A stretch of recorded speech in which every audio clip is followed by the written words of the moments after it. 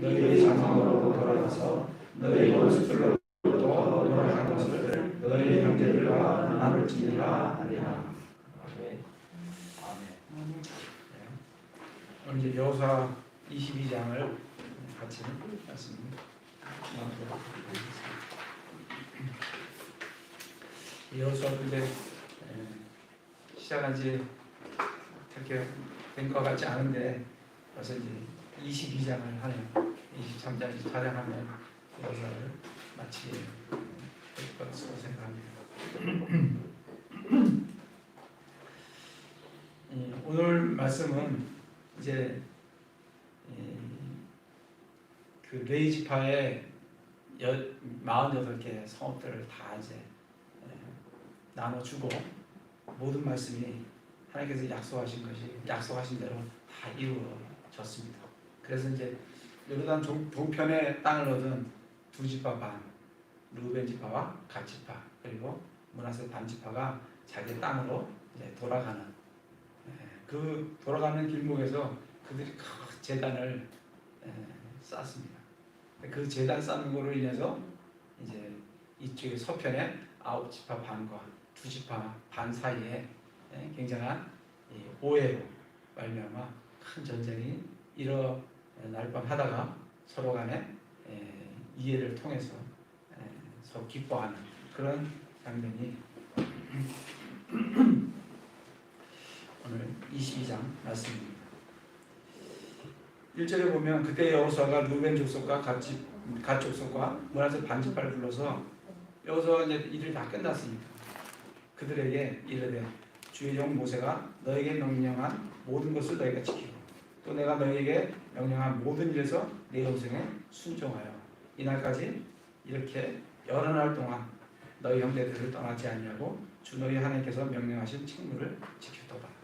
이 두 지파 반이 굉장히 수가 많았어요. 실제로 자기네 땅은 동편에 있거든요. 동편에 자기 가족들을 다 놔둔 상태에서 이들이 요르단 강을 건너서 자기가 이게 상속 재산을 받을 땅이 아닙니다. 이미 자기들은 받았기 때문에 이미 받았기 때문에 여기서 열심히 싸운다 해서 그 동편 서편 땅이 자기들의 상속 재산이 되지는 않습니다. 그렇지만 이들은 건너와서 누구보다도 앞장서서 그 서편에서 하나님께서 말씀하신 대로 가나안 족속들과 싸우는 것을 그 하나님의 명령을 순종하는 걸 볼 수가 있습니다. 사실 그러기가 쉽지 않습니까? 이미 받았기 때문에 뭐 여기서 뭐 대충 싸워도 되지 않겠어요? 뭐 여기서 잘 싸우나 안 싸우나 내 땅이 돌아오는 것도 아니고 그렇게 마음 먹기가 쉬울 건데 지금 모세는 뭐라고 얘기를 하냐면 여호수아는 뭐라고 얘기하냐면 2절에 주의 종 모세가 너희에게 명령한 모든 것을 너희가 지키고 또 내가 너희에게 명령한 모든 일에서 내 음성에 순종하여. 이들이 모세의 명령이에요. 또 여호수아의 명령이에요. 이들이 정말 순종을 했다고 여호수아가 그렇게 고백을 하는 걸 볼 수 있습니다. 그러면서 이날까지 이렇게 여러 날 동안 너희 형제들을 떠나지 아니하고 갈 수 있는데 자기 가족들도 내가 두고 왔을 때 모압이나 그 암몬에서 침략 안 하려는 법이 없잖아요. 그죠? 거기 뭐 두고 왔는데 그런데 형제들을 떠나지 아니하고 주 너희 하나님께서 명령하신 책무를 잘 지켰다. 이게 이제 여호수아가 그들을 정말 세워주는 그들의 한 것에 대해서 격려하는 그런 이제 말씀을 주는 걸 볼 수가 있습니다. 그러면서 4절에 이제 주 너희 하나님께서 너희 형제에게 약속하신 대로 그들에게 안식을 주셨으니 그러므로 이제 너희는 주의 종 모세가 요르단 저편에서 너희에게 준 너희 소유 땅으로 가서 너희 장막으로 돌아가되. 지금 여호수아가 이들에게 뭐라고 얘기하냐면 너희 형제에게 약속하신 대로 하나님께서 너희 형제에게 약속하신 대로 안식을 주셨다. 그렇게 말씀을 합니다. 그래서 이 안식이 뭔가 그 안식이 뭐냐면 그 여호수아 21장 43절을 한번 보겠습니다. 43절 44절을 보시면 주께서 이스라엘 조상들에게 주기로 맹세하신 온 땅을 이스라엘에게 주셨으므로 그들이 그 땅을 소유하고 그 안에 거하였으며 하나님께서 그들에게 약속하셨어요. 땅을 약속하셨다. 하나님께서 이스라엘 백성을 이집트에서 불러내시죠. 그때 하나님께서는 이집트에서 민족을 만듭니다. 그러니까 장정만 60만 되는, 그러니까 모두 합치면 한 200만이 되는 그 민족을 어디서 만드시냐면 이집트 땅에서 만드세요. 그리고 그들을 이집트에서 불러내셔서 어디로? 광야로. 광야에서 뭘 줘요? 그들에게 율법을 줍니다. 이 민족이 지켜야 될 법을 줘요. 그리고 이제는 어디로 들어가요? 가나안으로 들어가서 그들에게 땅을 주십니다. 그래서 이 국가가 형성이 되려면 땅이 있어야 돼요. 그리고 법이 있어야 돼요. 그리고 민족이 있어야 돼요. 이걸 지금 이집트에서 민족을 만드시고 광야에서 법을 만드시고 법을 주시고 그리고 이제 최종적으로 가나안 땅에 들어가서 그 땅을 소유하면서 한 국가로 하나님께서 통치하시는 신정국가로 이 이스라엘을 세우시는 것이 하나님의 계획 가운데 있습니다. 그래서 하나님께서 온 땅을 이스라엘에게 주셨으므로 그들이 그 땅을 소유했어요. 그리고 그 안에 거하였습니다. 그러면서 44절에 주께서 그들의 조상들에게 맹세하신 모든 것에 따라 사방에서 그들에게 안식을 주셨으므로 그 비로소 이스라엘에게 하나님께서 안식을 주셨다. 이 안식이 뭐냐면 이 가나안 땅에서 하나님의 신정 통치를 통해서 그리고 외부로부터 아무런 침략이 없는, 그리고 또 광야에서는 얼마나 이 몸이 괴롭잖아요. 몸이 이 움직이면 어떻게 해요? 성막을 또 걷어야 되지 않습니까? 걷고 또 움직여야 돼요. 이 나그네 방랑의 생활이에요. 그런데 가나안 땅은 그렇지가 않습니다. 이제 정착합니다. 그 땅에서 딱 정착해서 따는, 그러면서 거기서 하나님을 섬기면서 딱 정착 가운데 그 주시는 그 가나안 땅의 안식을 지금 말씀을 하고 계십니다. 그래서 그 안식을 주셨다. 그래서 4절에 너희에게 그들에게 안식을 주셨으니 그러므로 이제는 너희는 주의 종 모세가 요단 저편에서 너희에게 준 너희 소유의 땅으로 가서 너희 장로로 돌아가되. 우리는 어떤 안식을 얻습니까? 이 이스라엘은 그 가나안 땅에서 안식을 주셨어요. 히브리서를 한번 가보겠습니다. 히브리서 3장.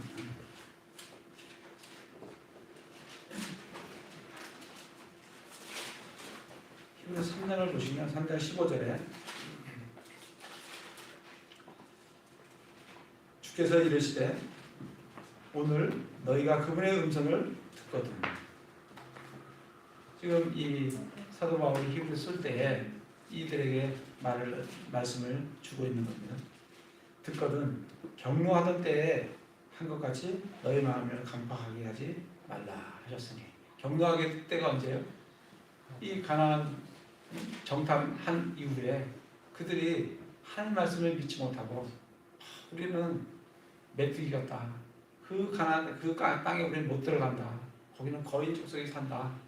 그런 믿음 없는 말을 하는 그 경노하는 때 한 것 같이 너희 마음을 강팍하게 하지 말라 하였으니 이는 어떤 자들이 듣고 경노하게 하였기 때문이라. 그러나 모세로 말미암아 이집트에서 나온 모든 자가 그리하지는 아니하니라. 갈렙과 여호수아 같은 사람도 있었다는 거죠. 그러면 40년 동안 그분께서 누구로 인해 근심하였느냐? 죄를 지은 사체가 광야에 쓰러진 자들이 아니냐. 그 믿지 않아서 그 가나안 땅에 못 들어간 그 갈렙과 여호수아를 제외한 그 모든 사람이 죄를 지어서 사체가 광야에서 쓰러졌습니다. 또 그분께서 누구에게 맹세하사 그들이 자신의 안식에 들어오지 못하게 하리라고 하셨느냐. 그들에게 너희는 믿지 않았기 때문에 가나안 땅에 그 안식에 들어가지 못한다. 그렇게 말씀을 하셨다는, 오직 믿지 아니한 자들이 아니냐.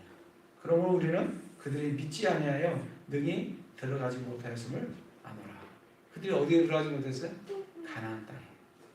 그래서 그 가나안 땅에서 하나님께 주시는 그 안식을 그들은 믿지 못하기 때문에 누리지 못하였다라고 말씀을 해주고 계십니다. 마태복음을 한번 가보겠습니다. 마태복음 11장. 우리 신약교회는 우리는 땅이 없어요.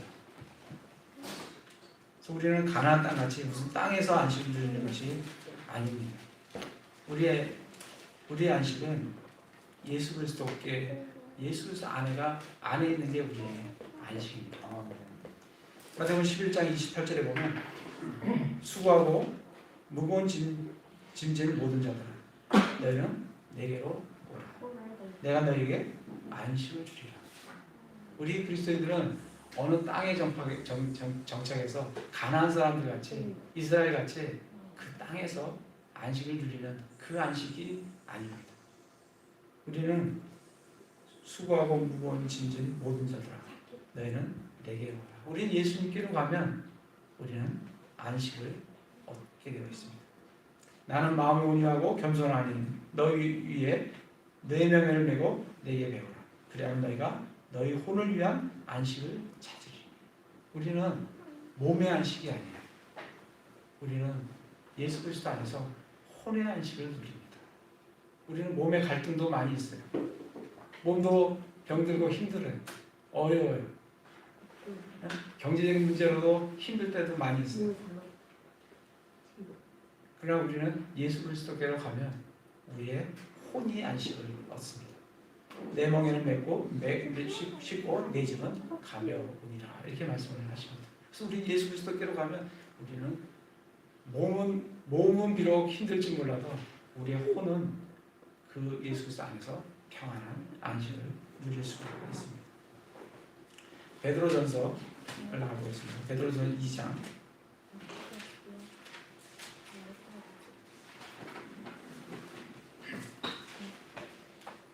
11절에 보면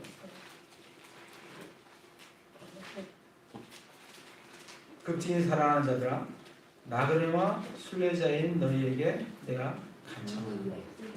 우리는 이 땅에서 뭐예요? 나그네요? 순례자.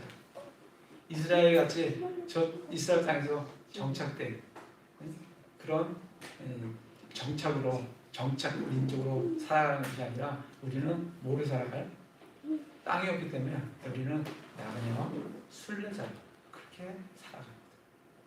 그래서 우리는 나그네와 순례자로서 예수님 안에서 혼의 안식을 누리며 우리의 혼을 되새겨서 싸우는 육체의 정욕들과 싸우면서 살아가는 그런 혼의 안식을 우리가 누리게 됩니다. 다시 여호수아로 가서 그래서 안식을 가나안 안식을 이렇게 주셨어요. 이스라엘에. 그래서 이제는 동편 쪽으로 돌아가라고. 그러면서 여호수아가 뭐라고 얘기하냐면 그들에게 5절에 보면 부지런히 주의를 기울여서 주의 종 모세가 너에게 명한 명령과 율법을 행하여 주 너희 하나님을 사랑하고 그분의 모든 길로 걸으며 그분의 명령을 지키고 그분을 굳게 붙들며 너의 마음을 다하고 혼을 다하여 그분을 섬길지니라 하고 그들에게 부탁의 당부의 말을 그들에게 주고 있습니다. 부지런히 주의를 기울여서 뭐 하라고요? 주의 종 모세가 너에게 명한 명령과 율법을 행하라. 하나님 말씀에 순종하고 하나님 말씀을 지키는데 어떻게 하라고요? 부지런히 주의를 기울여서 그거를 행하라는 거예요. 그렇게 행하여 주 너희 하나님을 사랑하라. 그러니까 하나님을 사랑한다는 게 뭐냐면 하나님의 말씀을 지키는 게 하나님을 사랑하는 겁니다. 그래서 여기서 주의 종 모세가 너에게 명령한 율법을 행하여 주 너희 하나님을 사랑하라. 그게 첫 번째 주는 그들에게 당부의 말입니다. 요한복음을 한번 가보시죠. 요한복음 우리가 잘 아시는 말씀 14장 21절에 보면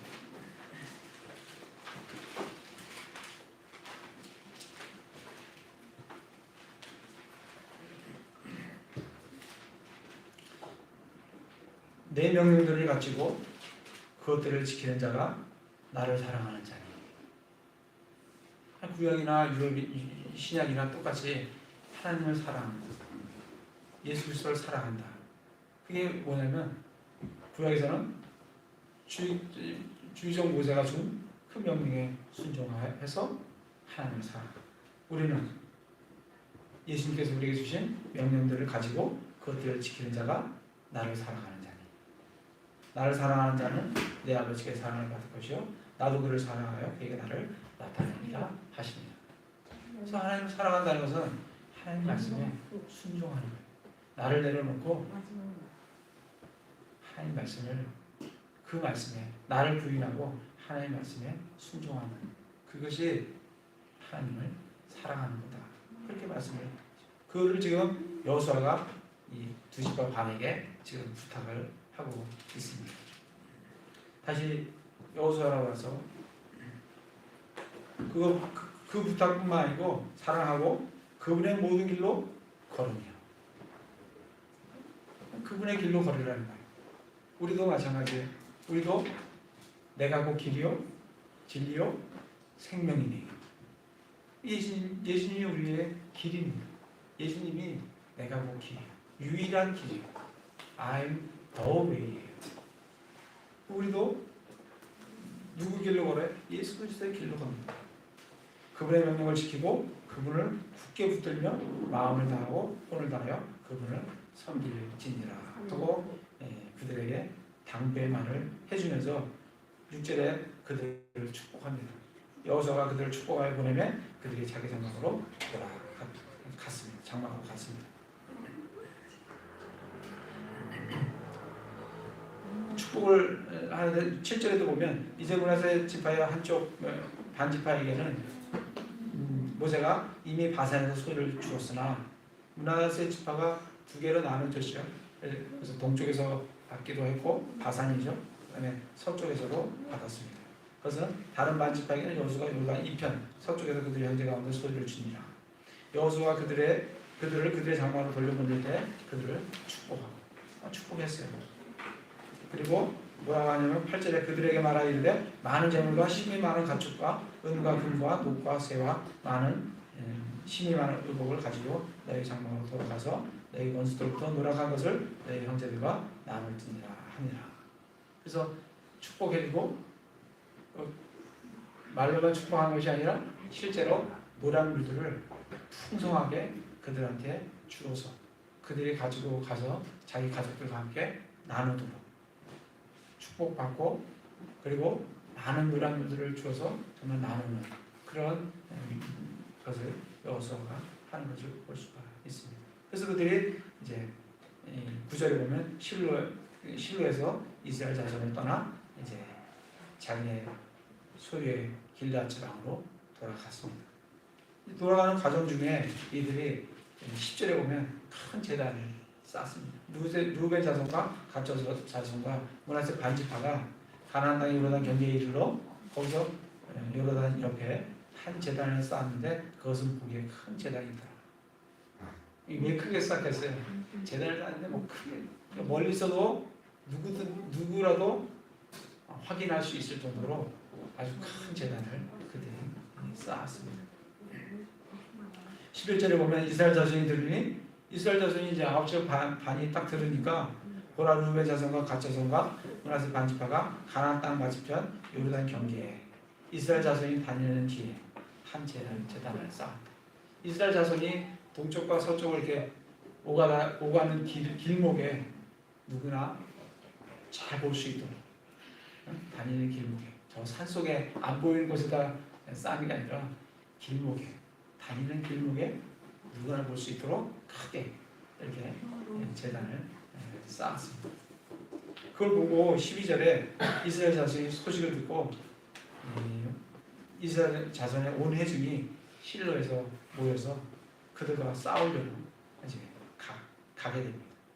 그래서 엘리아사의 아들 비느하스를 이제 전체 총괄로 해서 10명을 14절에 보면 각 지파의 주요 이제 모든 지파에서 각각의 주요한 집안에서 통치자 한 명씩을 취해서 이제 10명을 함께 가게 했죠.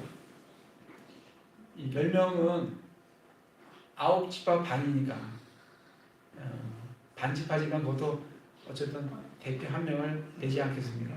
그러니까 10명이 되는 거죠.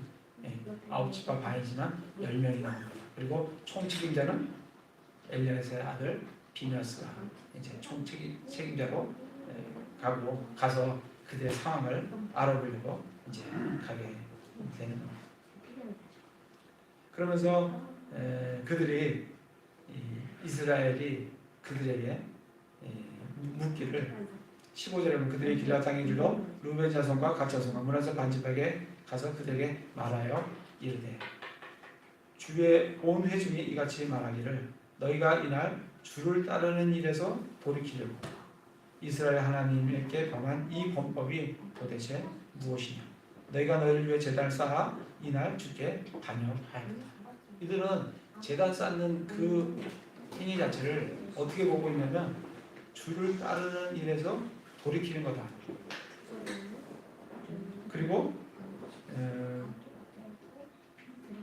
그 16절 후반부에 보면 너희를 위해 제단을 쌓아 이날 주께 반역하였다. 첫 번째는 주에 따르는 일에서 돌이키는 거다. 그리고 이것은 너희를 위해서 쌓는 거고, 그리고 이것은 주께 반역하는 거다. 이렇게 결론을 맺고 싸우려고 상황을 알아보려고 이제 그 땅으로 들어가게 됩니다. 18절에도 보면 너희가 이날 주를 따르는 일에서 돌이켜서, 동일하게 말하고 있는 겁니다. 돌이켜서 너희가 오늘 주께 반역합니다. 내일 그분께서 이스라엘 온 회중에게 진노하시리라. 너희가 지금 하는 제단 쌓는 그거는 무슨 행위냐면 18절에 너희가 주를 따르는 데서 돌이키는 거고 주께 반역합니다. 너희가 오늘 그렇게 행하면 내일 하나님께서 너희에게 진노를 진노하시리라 이렇게 말씀을 하십니다. 그러면서 19절에도 그렇게 말씀. 그럼에도 불구하고 만일 너희가 소유한 땅에 너희 부정하고 너희는 주의 성막에 거하는 주의 소유의 땅으로 건너와서 우리 가운데서 소유를 취하라. 오직 너희는 너희를 위해 주 우리 하나님의 제단 외에 다른 제단을 쌓음으로 주께 반역하지 말며 우리에게도 반역하지 말지니라. 이들의 생각은 지금 뭐냐면 너희들의 쌓는 그 제단은 하나님, 거기 잘 보시면 주 우리 하나님의 제단 외에 다른 제단을 쌓음으로. 그러니까 이 2지파 반이 쌓은 제단은 9지파 반이 어떻게 생각하는 거냐면 이거는 하나님의 제단이 아니라는 거예요. 왜냐하면 하나님께서 실로에 성막이 있고 거기에 제단이 있어요. 유일한 제단이에요. 다른 제단을 쌓는 건 하나님께 범죄하는 거라는 거예요. 하나님을 섬기지 않기 위해서 너희를 위해서 쌓는 제단이다 라고 지금 이들이 얘기를 하고 있습니다. 그러면서 그게 어떤 죄와 같은 거냐면 17절에 보면 부올의 불법이 우리에게 너무 적은 것이냐. 그 죄가 어느 정도의 죄에 해당되는 거냐면 부올의 불법에 해당된다. 이 부올의 불법이 뭐야?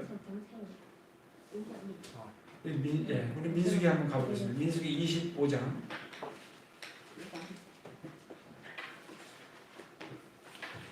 민수기 25장을 보시면 25장 1절에 보시면 이스라엘이 시딤에 머무르며 백성이 모압의 딸들과 행동하기 시작합니다. 그들이 자기 신들에게 희생물을 드릴 때 백성을 부르네. 이스라엘 백성을 불렀어요. 모압 자손이 자기 신들을 희생물 드릴 때 부르고 그 백성이 그들과 함께 먹고 그들의 신들에게 절을 합니다. 이스라엘이 스스로 바알 부올에게 연합하였으므로 이 바알 부올이 이제 무슨 의미냐면 부올의 바알이라는 의미예요. 바알이 이방 신이잖아요. 부올 지방에 있는 바알 거기에 연합을 했다는 거예요. 그래서 지금 여호수아에서는 뭐라고 얘기해요? 부올의 불법이다. 왜? 부올 지방에 있는 바알에 연합해서 죄를 지었기 때문에 그거를 뭐라고 한다고요? 부올의 불법이다. 왜? 부올에서 일어났기 때문에. 그래서 지금 그래서 그거로 말미암아 하나님의 진노가 맹렬히 일어나고 거기에서 5절에 보면 바알볼에 연합한 자를 죽이라. 그리고 9절에 그 재앙으로 죽은 자가 24,000명이다. 너희가 이 범죄 모르느냐 이거야. 이 범죄에 해당하는 게 바로 너희가 제단 쌓는 범죄가 이 범죄에 해당하는 거다. 그렇게 이제 얘기를 하고 있습니다. 다시 여호수아로 가서 그런 범죄인데 그리고 또 어떤 범죄냐면 20절에 보면 세라의 아들 아간이 저주받은 물건으로 범법하였으므로 이스라엘 온 회중에게 진노가 임하지 아니하였느냐. 다시 말하면 또 어떤 죄에 해당하는 거냐면 아간의 범죄와 같은 그런 지금 범죄를 내가 지금 행하고 있는 거다. 부올의 불법이요 아간의 범죄다. 17절에 보면 부올의 불법이 잘 읽어보시면 부올의 불법이 우리에게 너무 적은 것이냐. 주의 회중 안에 재앙이 있었으나 하나님께서 회중에게 재앙을 주십니다. 그리고 이날까지 지금 많은 시간이 흘렀는데 아직까지도 그 영향이 그 죄의 영향이 아직까지도 우리 안에 정결하게 해결되지 못하고 있다는 거예요. 20절에도 뭐냐면 세라의 아들 아간이 저주받은 물건으로 범법하였다. 이스라엘 온 회중에게 진노가 임하였다. 아간이 범죄했는데 하나님은 아간만 치시는 게 아니라 온 회중에게 그 재앙을 물으신다는 거예요. 그 범법을 물으시고 재앙을 내리신다는 거예요. 그러면서 그 사람이 자기의 불법 가운데서 홀로 멸망하지 아니하였느니라. 홀로 멸망하지 아니하였느니라. 그거 색출하지 않았으면 하나님께서 그 회중을 다 치신다는 거예요. 지금 이 죄가 얼마나 우리의 삶에 영향을 미치는지 그 부올의 불법이 시간이 지났지만 이날까지 아직도 회중에 영향을 주고 그 아간의 죄가 홀로 재앙을 받지 않냐고 그 공동체가 재앙을 받는 죄가 그런 무서운 게 있다는 것을 너희들이 그런 죄를 지금 재단을 쌓으면서 그런 죄를 너희들이 지금 범하고 있는 거다. 그렇게 지금 그들에게 얘기를 하고 있습니다. 그랬을 때 21절에 보면 르우벤 자손과 갓 자손과 문하세 반지파가 그들에게 자신들의 왜 자기 신들이 이러한 단을 쌓게 됐는지 거기에 대한 응답을 하는 걸 볼 수가 있습니다. 22절에 보면 주 곧 신들의 하나님 곧 신들의 하나님 그분께서 아시나니 이스라엘도 알게 되리라. 그 일이 만일 주께 반영하는 것이나 범법하는 것이거든 주께서는 이날 우리를 구원하지 마시옵소서.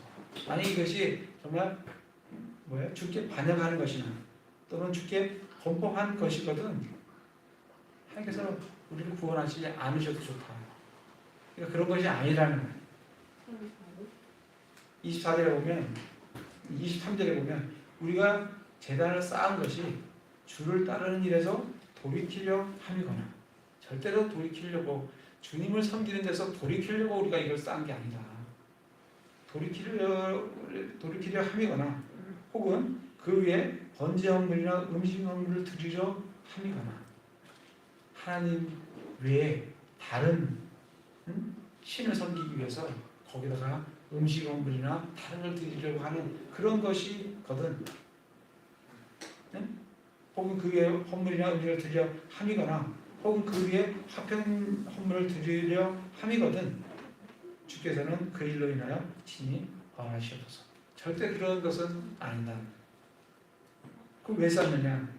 24절에 아니라 그런 것이 아니라 우리가 그 일을 행한 것은 우리가 이르기를 이후에 너희 자손이 우리 자손에게 말하여 이르되 너희가 주 이스라엘 하나님과 무슨 상관이 있느냐? 지금은 너희와 우리가 잘 알기 때문에 요르단강을 경계해서 동서로 나뉘어져 있지만 지금 너희가 우리가 알기 때문에 충분히 우리가 와서 하나님을 섬기고 너희가 우리가 하나님을 섬기는지 알고 하지만 우리의 후손으로 내려가면 그렇지 않을 수 있다는 거예요. 후손들이 뭐라고 얘기하냐면 서편에 있는 후손들이 동편에 있는 후손들에게 주 이스라엘 하나님과 너희가 무슨 상관이 있느냐 그렇게 얘기하면 어떻게 되겠느냐. 그래서 그거를 증거하기 위해서 이 단을 쌓게 되었다는 거예요. 23절에 보면 너희 루벤 자손과 갓 자손아 주께서 우리와 너희 사이에 요르단을 경계로 삼으셨나니. 그래서 정말 이 요르단 강이라는 게 진짜 강이지만 정말 이 지파를 나누어 놓을 수 있는 그런 강이라는 것을. 너희는 주 안에서 아무 묵도 없다. 이렇게 할 수 있다는 거예요. 하여 이처럼 너희 자손이 우리 자손을 하여금 주를 두려워하기를 그치게 할까 염려한다. 그렇게 너희는 아무 묵도 없다. 너희가 무슨 주 하나님과 무슨 상관이 있느냐라고 얘기를 함으로 말미암아 우리 자손들이 하나님을 두려워하기를 하나님을 섬기는 것을 그칠까 그 염려가 되어서 내가 이 단을 쌓게 되었다라고 말씀합니다. 그러므로 우리가 말하기를 이제 우리가 우리를 위해 한 제단을 쌓을 준비를 하자 하였나니 그것은 번제 헌물이나 희생물을 드리기 위해 쌓은 것이 아니요. 이것은 다른 신들을 섬기기 위한 그런 것이 아니라는 거예요. 다만 우리와 너희 사이가 우리의 뒤를 이을 우리 세대들 사이에 증거로 삼기 위해서 우리가 다 같은 지파다. 한 하나님을 섬기는 한 제단에서 한 하나님을 섬기는 그런 우리가 요르단을 경계로 나뉘어져 있지만 우리가 한 하나님을 섬기는 같은 신앙 공동체라는 것을 그것을 증거하기 위해서 이 단을 쌓았다. 그렇게 이제 말을 하고 있습니다. 27절 다만 우리와 너희 사이와 우리의 뒤를 이을 우리 세대들 사이에 증거하게 되게 하려고 쌓은 것이다. 그리하여야 우리가 주 앞에서 우리의 번제 헌물과 희생물과 화평 헌물로 그분을 섬길 수 있으리니 이것은 이후에 너희 자손이 우리 자손에게 이르기를 너희는 주 안에서 아무 목도 없다 하지 못하게 하려 합니다. 그렇게 못하도록 너희 후손이 우리 후손에게 너희가 무슨 하는 건 무슨 상관이 있느냐. 너희는 아무 목도 없다. 그렇게 해서 하나님을 섬기지 막도록 두려워하지 못하도록 그렇게 하는 것이 염려가 되어서 그래서 이 제단을 쌓고 이거로 증거를 삼기 위함이다. 28절에 보면 그러므로 이런 까닭에 우리가 말할 거냐 만일 그들이 이후에 우리에게나 우리 세대들에게 그와 같이 말하면 우리가 다시 말하기를 우리 조상들이 만든 주의 제단의 모형을 봐라. 그렇게 얘기하면 보여줄 게 있다. 이 모형을 봐라. 이 제단을 봐라. 이게 너희와 우리가 한 하나님을 섬기는 한 제단에서 한 하나님을 섬기는 신앙 공동체라는 것을 보여주기 위함으로 그렇게 말을 하게 할 수 있도록 후손들이 그래서 이거를 쌓았다라고 얘기를 하고 있습니다. 그런데 28절에 보면 그것은 번제물이나 희생을 드리기 위해서 한 것이 아니고 다른 신을 섬기기 위해서 하는 것이 아니고 다만 우리와 너희 사이에 증거일 뿐이라 하니라. 29절에 우리가 번제물이나 음식 헌물이나 희생을 드리기 위해 주 우리 하나님의 성막 앞에 있는 그분의 제단 외에 다른 제단을 쌓음으로 주께 반응하고 이날 주를 따르는 일에서 돌이키는 일은 결코 있을 수 없느니라. 이 굉장히 중요한 말씀을 하고 있습니다. 우리가 번제 헌물이나 음식 헌물이나 희생을 드리기 위해 주 우리 하나님의 성막 앞에 있는 그분의 제단 외에, 그러니까 제단은 하나예요. 이스라엘에게는 성막에 있는 그 번제단이 유일한 제단입니다. 그렇기 때문에 그 제단 외에 다른 제단을 쌓음으로 다른 제단을 쌓으면 어떻게 된다고요? 주께 반영하고 주 이날 주를 따르는 일이 돌이키는 일이 일어날 수 있다는 거예요. 그들도 알기 때문에 이것은 제단이 아니다. 단순히 이것은 너희와 우리 사이에 우리 후손과 너희 후손 사이에 증거로 이 제단을 쌓게 된 거다라고 그들의 자신들이 왜 이걸 쌓았는지 그걸 설명을 해주고 있는 것을 볼 수가 있습니다. 그러니까 30절에 비나스와 그와 함께한 해중 통치자들이 그 말을 듣고 정말 기뻤어요. 정말 이들이 뭔가 다른 신을 섬기기 위해서 이것을 한 것이 아닙니다. 이들이 하나님을 섬기기 위해서 좀 이 후손들이 거기에서 하나님을 섬기는 데서 떨어져 나가지 않도록 하기 위해서 오히려 하나님을 더 잘 섬기기 위해서 이들이 제단을 쌓았구나. 그것을 이제 알게 된 이후에 그들이 굉장히 기뻤습니다. 기뻐서 제사장 엘리아살의 아들 비느하스가 르벤 자손과 갓 자손과 므낫세 편에 이르되 너희가 주를 대적하여 이러한 범법을 행하지 아니하였으므로 우리가 이날 주께서 우리 가운데서 계신 줄을 아노라. 너희가 이제 이스라엘 자손을 주의 손에서 건져내었느니라 하니라. 그러니까 지금 비느하스가 그들에게 말하기를 너희들이 정말 이 죄를 이 말씀을 보면 우리가 그 31절 제가 이제 뭐 영어로 좀 적어놨는데 이 이제 31절 말씀이 이제 어떤 의미냐면 This day we perceive that the Lord is among us. 우리가 이날 this day 이날 we perceive 우리가 감지했다 안다 이거예요. 뭘 아냐면 하나님이 the Lord is among us. 너희들 안에 하나님이 계신다는 것을 우리가 이날 감지를 했다. 우리가 알게 됐다. 왜냐하면 왜냐하면 이 have not committed this trespass against the Lord.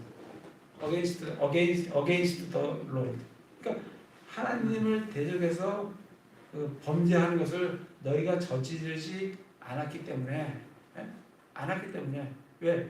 너희들 안에 하나님이 너희들 안에 계시기 때문에 그렇기 때문에 너희들이 죄를 범하지 않는다는 것을 내가 알게 됐다는 거예요.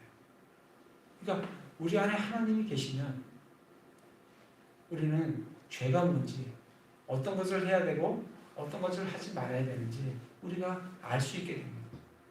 그러니까 지금 이 9시 반 비느하스가 얘기하는 건 너희들 안에 하나님이 계신다는 것을 내가 보니 너희들이 죄를 범하지 않는구나. 그 의미입니다. 31절 의미가.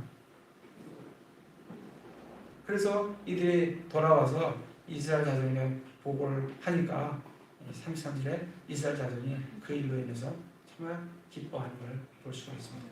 그러면서 34절에 르벤 자손과 갓 자손은 그 제단이 우리 사이에서 주께서 하나님이심을 보여주는 증거가 되리라 하였으므로 그것을 에시라 불렀더라.